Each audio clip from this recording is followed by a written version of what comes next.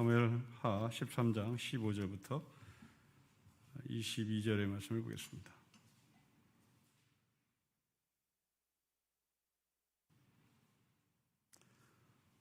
(13장) 15절부터 22절의 말씀입니다. 한 절씩 교독합시다. 그리하고 암논이 그를 심히 미워하니 이제 미워하는 마음이 전에 사랑하던 사랑보다 더 한지라. 암논이 그에게 이르되 일어나 가라 하니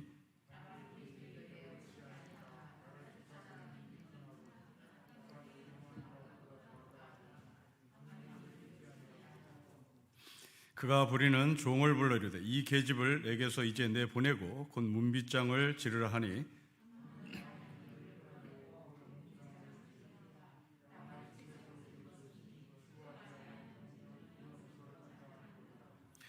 다말이 죄를 자기의 머리에 덮어쓰고 그의 채색옷을 찢고 손을 머리에 얹고 가서 크게 울부짖으니라.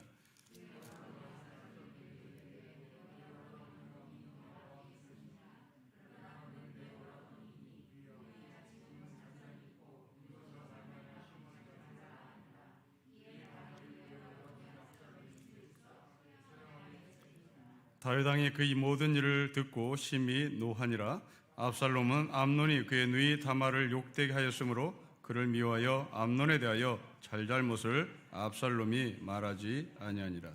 아멘. 다말이라고 하는 다윗의 딸이 이복 오빠로부터 성폭행을 당했습니다. 성폭행을 당한 이후에 이 다말은 어떠한 삶을 살았는지 궁금합니다. 근데 안타깝게도 오늘 이후로부터 이제 다말은 성경에 등장하지 않습니다.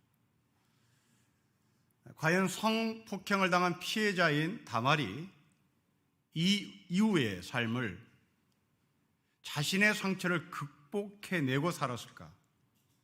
아니면 상처를 극복하지 못한 채 정말 비참한 삶을 살았을까?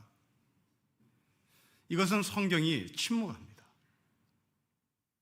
그런데 이 여자가, 이 다말이 상처를 극복하지 못했을 것이라는 추측을 할 수 있는 대목이 있습니다.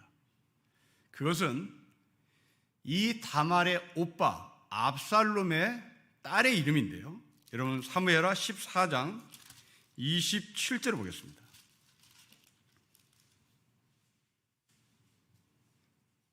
14장 27절의 말씀입니다. 압살롬이 아들 셋과 딸 하나를 낳았는데 딸의 이름은 다말이라. 그는 얼굴이 아름다운 여자다. 다말의 오빠 압살롬이 자기의 딸에게 다말이라는 이름을 줘줍니다. 그렇다면 이 다말은 자신이 받았던 상처를 극복해내지 못하고 어느 시점에서 세상을 떠났다는 얘기죠. 이것이 안타까운 압살롬, 다말의 오빠는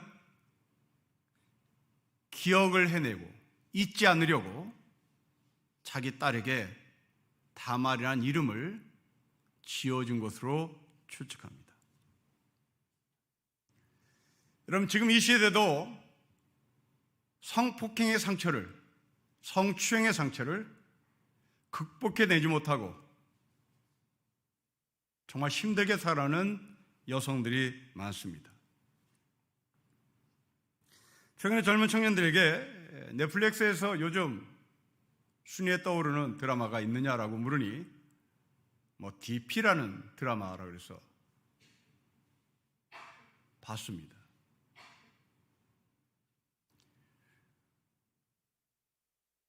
군대에서 가해자가 얼마나 후임들을 때리는지 적나게 드러나는 모습입니다.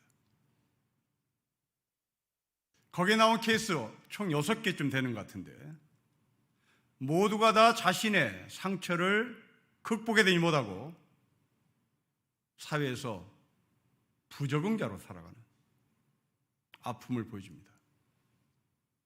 심지어 맨 마지막 드라마는 선녀로부터 성추행을 당한 한 병사가 자살로 끝이 나죠.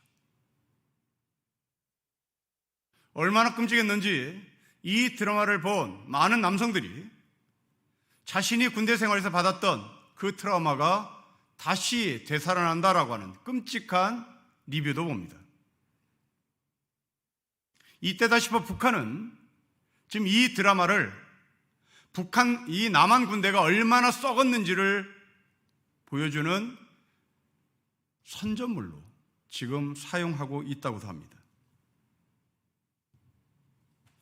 여러분, 상처를 받은 사람이 피해자가 이 문제를 극복해내야만 하는 것이 상식이고 또한 이 사회가 도와줘야 할 책임에도 불구하고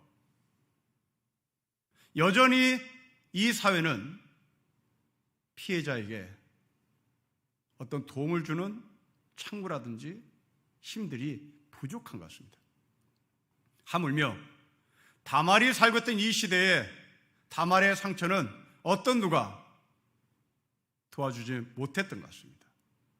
그래서 결국 이 여자의 삶은 여기서 끝이 나고 압살롬이라고 하는 자기 오빠가 자기 딸의 이름을 다말로 지어준 것으로 봐서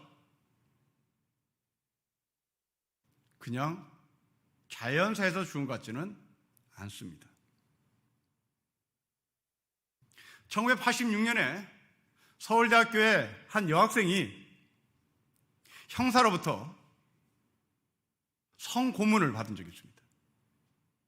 그 유명한 부천경찰서 성고문 사건입니다. 이 여성이 지금 힘들게 살아갑니다. 결혼했으나 그 결혼이 순탄치 않아 지금 홀로 살고 있죠. 여러분, 이 땅의 민주화를 위해서 자기 몸을 헌신했던 이 여학생이 받은 그 상처가 민주화가 되었으면 치유가 되어야 하고 자기가 공부한 전공 과목을 살려서 이 사회에 기여를 해야 하는데, 그리고 아름다운 가정을 세워가고 여성으로서의 아름다운 꿈을 꾸려 나가야 하는데, 이유는 뭔지 모르겠으나 이 여학생은 결혼을 제대로 유지하지 못한 채 지금 이혼한 것으로 저는 알고 있습니다. 이것은 다만 우리나라의 문제는 아닌 것 같습니다. 제2차 세계대전 때 연합군이 일본하고 싸울 때 이야기입니다. 저 일본 남쪽 오키나와에 있었던 일인데요, 연합군들이 행군해서 어딘가를 지금 가는 중인데 그 뚝방 바로 밑에서 미국 해병대가 10여 명이 오키나와의 동양 여성 한 사람을 윤관한 것을 목격합니다. 여러분, 나라의 평화를 위해서 싸우러 온 군인들이 아무 힘없는 오키나와의 여성 하나를 놓고 10여 명의 미국 해병대들이 돌아가며 성폭행하는 이것을 본 군인의 심정은 대체 어땠을까 하는 겁니다. 그런데 여러분, 이 이야기를 우리나라로 그대로 갖고 들어오면 북한 공산당을 막아내기 위하여, 그리고 이 땅의 평화를 유지하기 위하여 들어온 유엔군들이 우리나라 여성들을 이 오키나와 여성처럼 피해를 주고 상처를 준 일들은 얼마나 많았을까요? 아니, 여러분이 잘 알고 있는 윤금이 사건은 또 어떻습니까?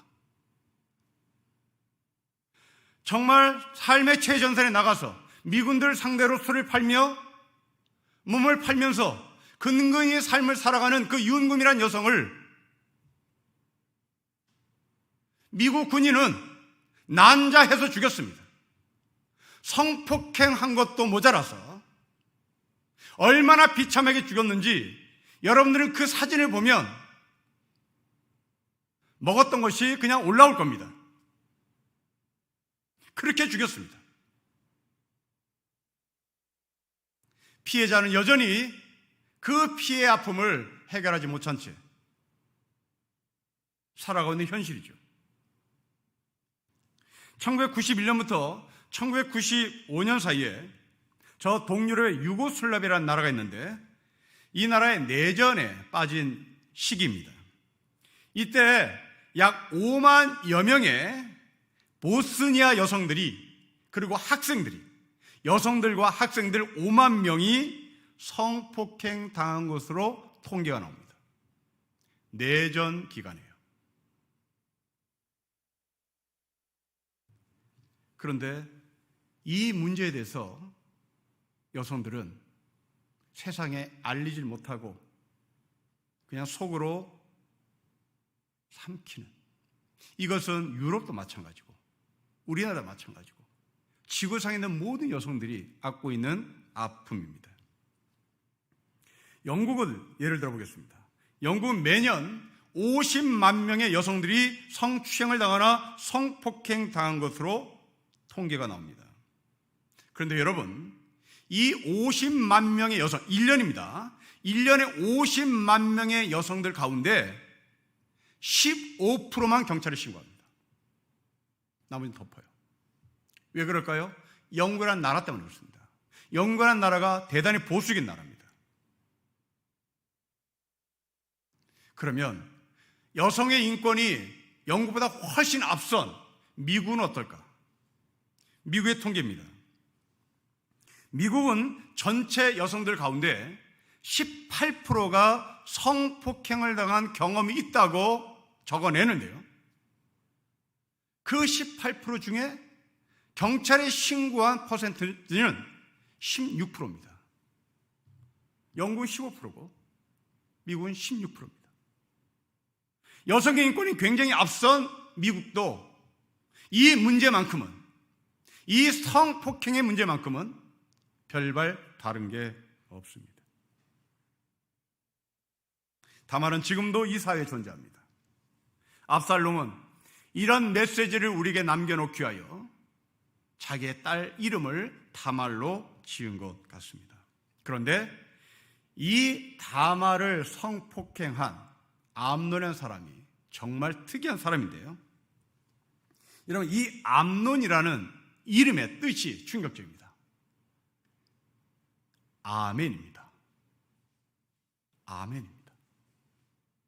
그러니까 대단히 신앙적인 사람이고, 우리의 언어로 다시 바꾸면 요한이고 사무엘이고 신실한 자고, 뭐 직업으로 보면 목사요 장로입니다.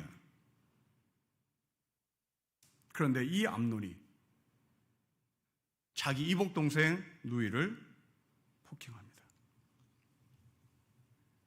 신뢰가 땅에 떨어진 한국교회 메시지를 전달하고 싶은 것이 아닌가라는 것으로 일을 합니다. 여러분, 미국의 사회학자 한 사람이 종교 없는 삶이라는 책을 썼는데요. 미국도 우리나라처럼 지금 종교 없는 삶으로 진입을 했습니다.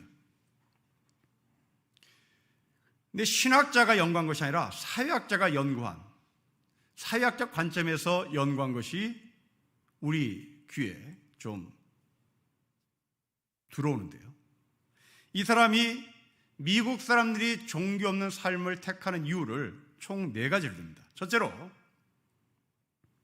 미국의 보수 정치 지도자들이 보수 기독교의 아젠다와 보수 기독교의 주장을 포용하고 그 보수 기독교가 요구하는 것을 정치에 적용을 하는 것에 대해서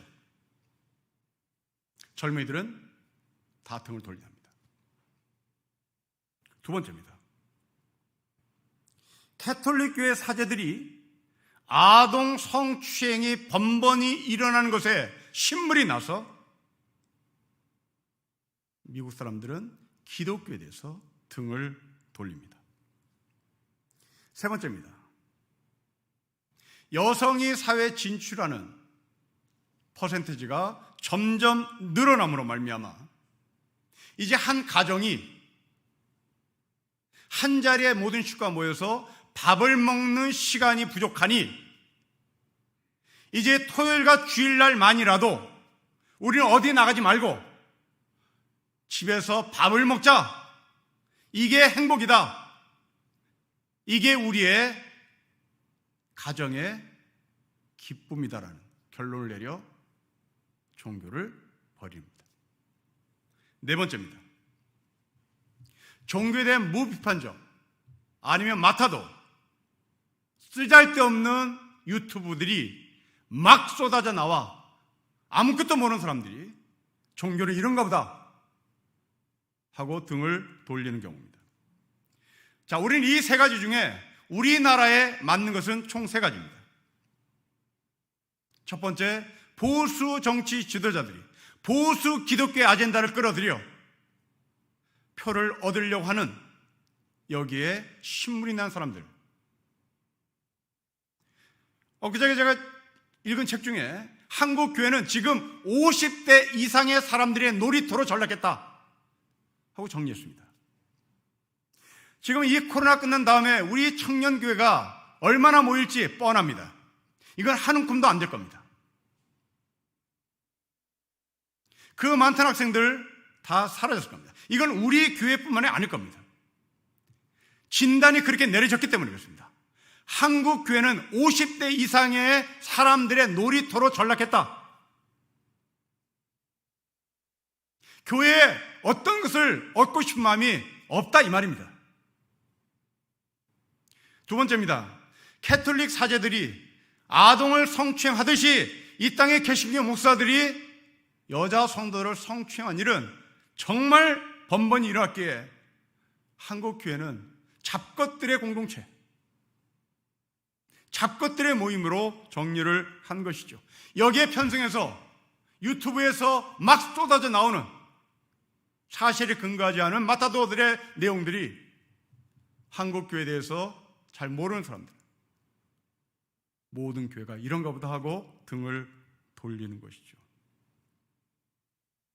암논이 바로 그런 사람의 견인차 역할을 한 사람입니다.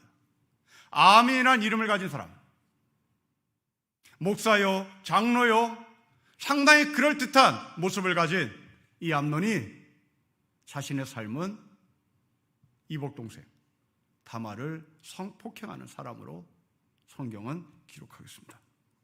자, 그러면 이제 이 피해받은 다말이 2차 피해를 어떻게 받는지를 보겠습니다. 단순히 성폭행은 성폭행으로 끝나지는 않습니다. 2차 가해 그리고 2차 피해가 존재합니다. 여러분 15절 말씀 보십시오. 우리 15절을 같이 읽겠습니다. 시작. 그리하고 암논이 그를 심히 미워하니 이제 미워하는 마음이 전에 사랑하던 사랑보다 더한지라 암논이 그에게 이르되 일어나 가라고 했습니다. 여러분 11절과 비교시켜 보십시오. 11절에 암논은 다말에게 사랑한다 사랑한다 온갖 감언이설로 다말을 자기 방으로 끌어들였습니다. 그런데 15절은 완전히 180도 달라 미움이, 증오가 넘쳤습니다. 그것만이 아닙니다. 여러분 15절을 보십시오. 16절, 17절을 보십시오. 이 암논은 다말에게 집 밖으로 나가라. 나가지 않자 17절에 내보내고 빗장을 잠그라고 얘기했습니다. 피해자의 2차 피해가 오는 겁니다. 몸의 피해, 언어폭력, 그리고 집 밖으로 내쫓김을 당하는 다말입니다. 몸에 상처를 입히고 영혼에 상처를 입히고 마음에 상처를 입히는 순서로 가고 있습니다. 성폭력자들이 나타나는 전형적인 형태죠. 여러분 이것은 여러분 가정에 남편일 수도 있습니다.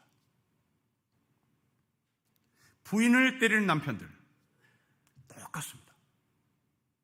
때리고 밥 사주고, 때리고 꽃 사오고, 때리고 선물 사오고, 때리고 말로 온갖 가만히스를 하고, 아내를 때리는 남성들, 성폭행하는 남성들, 형태가 똑같습니다. 왜 그럴까요? 왜 때리고 밥 사주고 때리고 꽃 사줄까요? 대개 성폭행하고 사람을 때리는 사람은요, 대단히 무서움에 휘말려 있는 사람입니다. 무서움이 자신을 지배할 때 사람을 때리고 밥 사줍니다. 이게 무섭거든요. 정정당당하지 않았다는 것을 아는 것이 끝나는 것이 아니라, 내가 이것이 통되는 순간 자신의 사회적 위치, 자신의 삶의 모든 것이 무너진다는 두려움이 이 사람을 지배하기에 무마하게 하여 꽃 사오고 밥 사주고 가모니슬로 그 사람을 다독거리는 겁니다.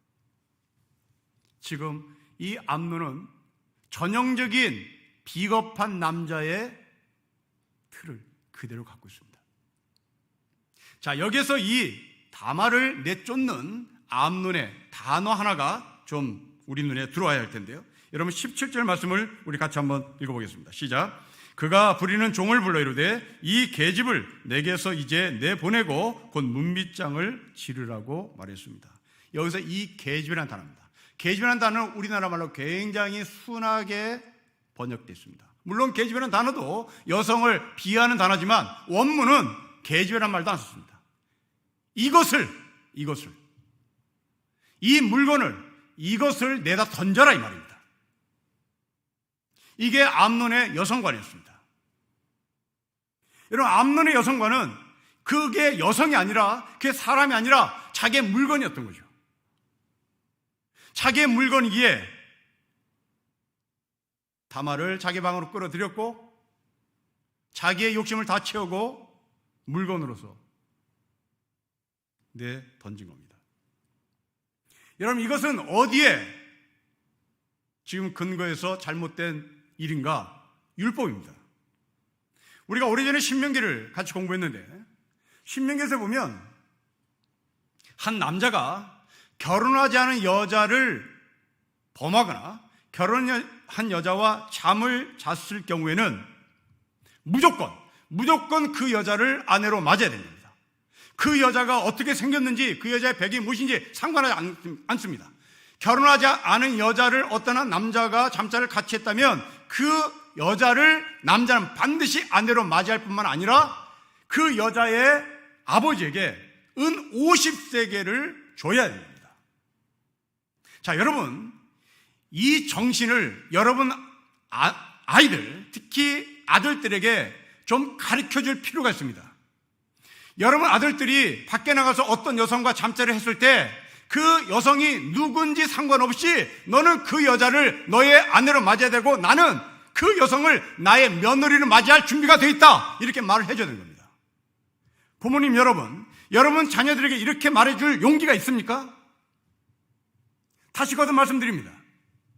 결혼하지 않은 여자를 어떤 이유였든지 모르겠으나 잠자리를 같이 했을 때 그 여자의 배경이 무엇인지 상관하지 아니하고 너는 그 여자와 결혼할 뿐만 아니라 나는 그 여자를 나의 며느리로 맞이할 준비가 되어 있다라는 자신감이 여러분에게 있느냐 이 말입니다. 이게 율법입니다. 저는 미국에 우리 아이들을 내려놓고 집으로 돌아올 때 10년 전에 상욱에게 이야기를 했습니다. 너가 미국에서 어떤 여성을 만나든지 만일 그 여성과 잠자리를 같이 했다, 그러면 결혼이다. 바로 결혼이다. 율법은 그 한 여성을 보호하기 위하여 반드시 결혼을 해야 한다라고 문서화시킵니다. 물론 그 율법이 제대로 지켰냐 안 지켰냐 우리는 모르겠습니다. 암논은 그 율법을 지키지 않았습니다. 물론 율법에는 그렇게 결혼해서 이혼하는 경우도 있습니다. 율법에는 이혼하는 기준이 있습니다. 그러나 그 율법을 근거로 많은 지식인들은 이혼에 대한 경우의 수를 크게 둘로 나눴습니다. 어느 한 학파는 이혼을 하는데 굉장히 엄격했습니다. 이혼하는 조건 딱 하나였습니다. 여자가 불륜을 저질렀을 때 남자는 그 여자와 이혼할 수 있다라고 하는 그런 학파가 있었습니다. 굉장히 엄격하죠. 여성에 대한 인권이 굉장히 앞서가는 그런 입장입니다. 그런데 여자를 쉽게 이혼하는 지식인들이 있었습니다. 그들의 주장은 여자가 음식을 만들다가 태우거나 밥을 태워버리면 그 사람은 이혼 사유가 된다 하고 여자를 쉽게 이혼할 수 있도록 지식인들은 이혼해야 된다는 율법을 근거로 이쪽은 엄격하게 이쪽은 널널하게 해석을 했습니다. 그런데 중요한 것은 이혼이 아니라 이혼할 때 율법이 남겨놓은 원칙입니다. 그 원칙은 이혼 증서를 써줘야 되는 겁니다. 오늘 이 본문처럼 발로 차면 안 됩니다. 비록 발로 찰 일이 있다 할지라도 이혼 증서를 써줘야 되는 겁니다. 이유는 이 이혼 증서가 재혼을 할 수 있는 근거가 되었기 때문입니다. 다시 말하면 이혼도 율법에서 말하는 이혼도 여성을 보호하는 보호장치였던 겁니다. 고대 시대에 지금도 마찬가지 남편이 없는 여성들 사는 것은 정말 힘듭니다. 한 달 봉급이 300만 원을 받지 못해요. 그걸 가지고 아이들 대학 교육을 시키는 데까지 살아내야 되는 겁니다. 지금도 이 판인데 고대 시대의 여성이 이혼 증서 없이 내쫓김을 당하면 이것은 거의 살 수가 없다라는 현실입니다. 여러분, 세종대왕도 이 여성에 대한 인권을 정말 소중히 여겼습니다. 세종대왕이 문서로 남겨놨는데요, 여성을 너의 부인을 소박시켜서는 안 된다, 너의 부인을 집 밖으로 쫓아내서는 안 될 세 종류의 사람을 말했습니다.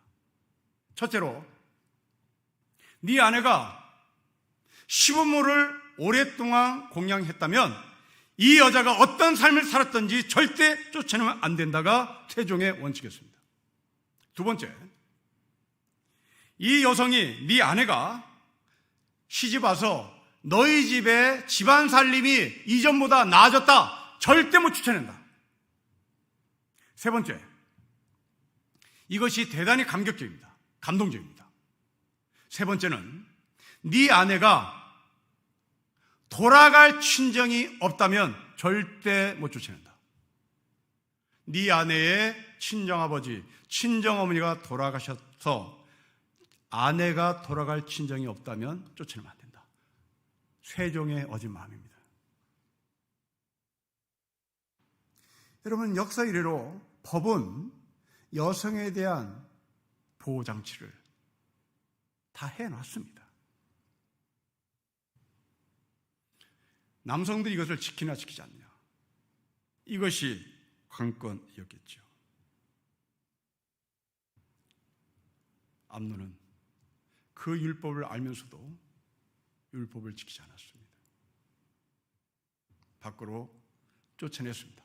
이혼 증서도 없이요. 이런 내쫓김을 당한 다말은 대체 어떻게 살았을까 궁금합니다. 여러분, 18절부터 20절입니다. 18절부터 20절 말씀을 우리 같이 읽겠습니다. 시작.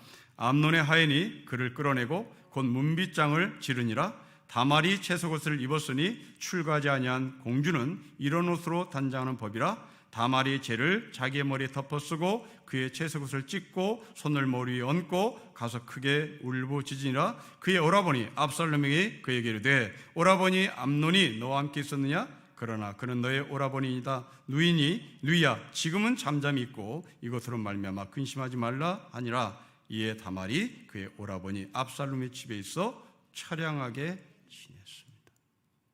처량하게 지냈다는 표현 속에 담겨진 다말의 삶을 추측해 보십시오. 여성이 처량에 살았다. 복잡합니다. 남성이 처량에 살았다. 그것을 뛰어넘습니다. 처량에 살았던 다말, 처량에 살았던 다말의 삶은 상상 이상의 삶이었을 것입니다. 그런데 이 자리까지, 이 처량한 삶을 사는 데까지 오는 과정은 우리가 배워야 할 측면이 있습니다. 여러분 17절부터 18절을 보시면 암논은 왕의 딸이기 때문에 당연히 채색옷을 입었고, 이 채색을 입었다는 것은 신분이 높다는 얘기고, 이 신분이 높은 다말이라는 여자가 채색옷을 입고 암논의 집에서 쫓겨나 어느 한 마당에서 그 옷을 찢으며 재를 뒤집어 쓰며 울부짖습니다. 여러분, 이 장소를 기억하십시오. 암논의 집에서 쫓겨난 다말의 무릎 꿇은 자리, 그 자리는 비밀 통로는 아니었을 겁니다. 어디 저 구석은 아니었을 겁니다. 다말이 쫓김을 당한 집이 암논의 집이었기에 이제 특별한 사정이 없는 한 다윗의 왕권을 이어받을 큰아들의 집이기 때문에 그 큰아들의 집 앞이라면 어마어마한 큰 사거리였을 겁니다. 그 사거리에서 이 여자가 채색옷을 찢습니다. 재를 뒤집어 씁니다. 그리고 펑펑 웁니다. 여러분, 이것은 겉으로 볼 때는 누군가가 죽었을 때 일어나는 현상입니다. 재를 뒤집어 쓰고 울었다. 지금 다말은 울고 있고 재를 뒤집어 썼기에 누가 죽었다라는 것을 표현하고 있는 겁니다. 누가 죽었습니까? 다말레가 죽은 겁니다. 다말레가 죽었다라고 사람들에게 공포하는 겁니다. 그런데 우리가 잊지 말할 것은 이 다말이 울었다는 사실입니다. 여러분, 신명기 22장에 보면 누군가가, 여자가 남자로부터 성폭행을 당하면 반드시 울어 제껴야 한다라는 것이 율법입니다. 이 울라라고 말하는 것은 신고하라는 얘기죠. 그런데 이 신명기서 22장은 그렇게 그대로 워딩을 기록한 것이 아니라 살짝 말을 바꿉니다. 어떠한 여인이 남자로부터 성폭행을 당했음에도 불구하고 울지 않으면 그 여자를 피해자로 간주하지 않는다. 여러분, 이 표현은 누구의 표현일까요? 이건 남자들의 표현입니다. 이 율법의 원래 정신은 여자들이여, 성추행과 성폭행을 당하면 울으세요. 신고하세요. 이것이 율법의 정당한 문구일 텐데 이걸 바꿔 만일 여자가 성추행을 당했음에도 불구하고 울지 않으면 강간 피해자로 간주하지 않는다. 당시 서기관들은 누구였습니까? 여성 서기관 없습니다. 다 남자들입니다. 여러분, 성경을 남자 중심의 시각에서 여성의 시각으로 보려고 하는 노력이 필요하단 말입니다. 고대시대 성경의 모든 사본들은 다 남자들이 기록했으니까요. 성경을 성경으로 보는 힘은 바로 여기에 있는 겁니다. 왜 강간당한 여자가 소리내지 않으면 강간 피해자로 간주하지 않겠음이라고 말을 했을까? 그건 남자들이 한 거죠. 남자들께 강압적으로 누른 거죠. 그러나 다말은 그러지 않았습니다. 다말은 율법에 근거해서 소리를 질렀어요. 여러분, 여기에 압살롬이라는 친오빠가 어떻게 대처하는지를 보십시오. 20절 말씀입니다. 내 누이야 다말아 잠잠히 있어라.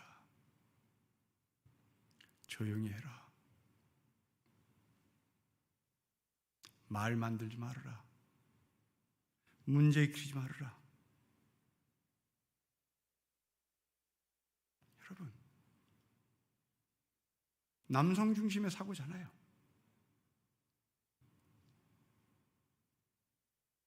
다말은 외쳤습니다. 다말은 신고하고 있어요. 죽기 살기로 사람들에게 시위를 하고 있는 겁니다. 압살롬은 이 문제를 알면서도 제대로 처리하잖아요. 진단은 제대로 하고 있으나 그 진단에 대한 해법을 압살롬은 남자 중심으로 해답을 내립니다. 시간에 가면 해결한다. 시간에 가면 해결된다. 여자는 조용히 있어야 되는 거야. 여러분, 이 이야기가 어디서 많이 들립니까? 우리 가정에서 많이 들리잖아요. 어머니가 말합니다. 네 오빠 앞길 망친다. 조용히 해라. 네 남동생 동네 사람한테 손가락질 당해. 조용히 해. 여자는 다 그러고 사는 거야. 시간이 되면 해결된다. 이게 우리 어머니들이 자기가 당한 아픔을 자기 딸에게 그대로 연결시키는 거죠. 압살롬은 바로 그런 사람이었습니다. 여기에 다윗은 해결할까요? 여러분 21절 말씀 보십시오. 다윗 왕이 이 모든 일을 듣고 심히 노하는 것으로 끝이 납니다.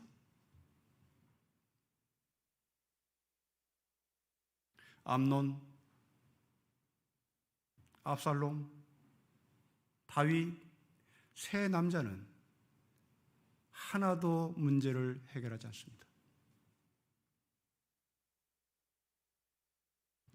남성들이 여성들에게 침묵을 요구하고 강요할 때 과연 여성들은 그 침묵을 강요하는 남자들 요구에 따라야 할까요? 아니, 우리 신령교회 교인들은 이런 일이 있을 때 압살롬처럼 그냥 덮자, 시간이 해결한다, 그렇게 말할까요? 사도 바울은 우리에게 말했습니다. 우는 자와 함께 울고 웃는 자와 함께 웃어야 하는 연대를 요구했습니다. 침묵이냐, 포기냐, 연대냐? 오늘 본문에 우리에게 던지는 질문입니다. 문제를 해결하지 못했을 때, 침묵을 강요했을 때, 포기를 강요했을 때 다말은 처량하게 지냈더라. 여성들이 끔찍하게 생각하는 단어로 알고 있습니다. 처량. 이 처량한 다말은 이 이후에 어떻게 살았는지 모릅니다. 성경은 이 사람을 등장시키잖아요. 역사에서 사라집니다. 그 이름이 압살롬으로부터 다시 소추됩니다. 이 땅의 다말들, 이 땅의 포교를 강요당한 수많은 여성들, 그들과 연대할 수 있는 마음, 그 힘은 어디에서 나올까요? 우리는 성도입니다. 복음의 능력에서 나와야 할 것입니다. 성령은 연대하시는 힘입니다. 성령은 연대케 하시는 연합의 영이십니다. 여러분 가정이 이 연대와 연합, 더 나아가 교회가 성령의 연대와 성령의 연합함이 있어 이런 다말 같은 여성들이 받은 상처 극복해내고 함께 어우러져가는 하늘의 성도가 되시기를 주 이름으로 축복합니다. 기도하겠습니다. 모든 남자들이 침묵하고 모든 남자들이 눈 감고 모든 남자들이 덮으리할 때 이 힘없는 다말이 외쳤습니다. 그것을 또 덮습니다. 이 땅의 다말들 외치지만 공권력이 침묵을 요구하고 남자들이 침묵을 강요하고 선배들이 말하지 말라고 말하는 사회는 여전히 존재합니다. 간구합니다. 웃는 자와 함께 우는 자와 함께 연대하는 하늘의 백성으로 살게 하여 주십시오. 주 예수 그리스도의 이름으로 기도합니다. 아멘.